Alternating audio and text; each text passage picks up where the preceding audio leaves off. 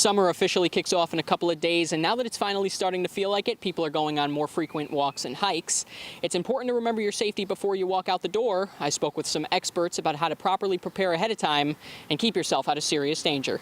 Andrew Wynn is from New York, but he's in town visiting family. He's a Cub master of his kids' Cub Scout pack, and he spends a lot of time outdoors. He shared an important Cub Scout tip that can help anyone who wants to hit the trails. One of the 7 principles in the Cub Scouts is know before you go.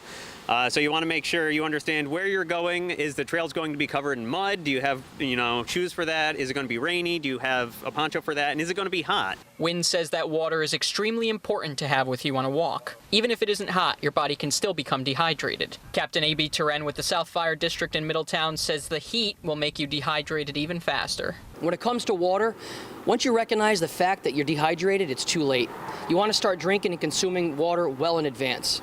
It's better to bring more water than needed than not have enough. You should also pack snacks and eat foods that are high in calories and protein. Turen says you can prepare for hikes in hot weather in other ways as well.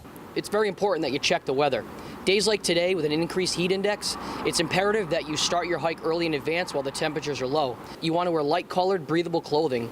The light-colored clothing helps us to identify you greater from a distance, but it's also less likely to absorb heat from the sun. It's also important to wear proper walking or hiking shoes to avoid injury and stay comfortable. Depending on the trail, it can be easy to get turned around and lost in the woods. It's important to carry a cell phone with you and conserve the battery by shutting it off. You should also carry a battery pack or portable charger in case your phone runs low. Turen recommends installing the app What 3 Words in case you get lost. It's an app that helps the police locate the exact position you're in after you call 911. Download the app What 3 Words. It's the word what, the numeric 3, and the word words. Once you dial 911, you stay put. Don't try to find your way out or try to relocate yourself.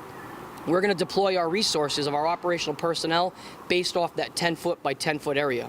The faster we can get you, it's going to be more likely to have a successful outcome, especially if you're ill or injured. Wynn says you can avoid getting lost a few different ways. You should always check what the trails are before you go. You could either look online, which is what I normally do. There's also apps that'll use your GPS to tell you where you are on the trails. All Trails is one I tend to use. But if you don't have that, normally they have maps right at the trailhead that you can go and you can look at and make sure you can check your path. And then on the trees, they have the colored markers, so you use that to tell where you're going. Ultimately, being prepared is the key to staying safe.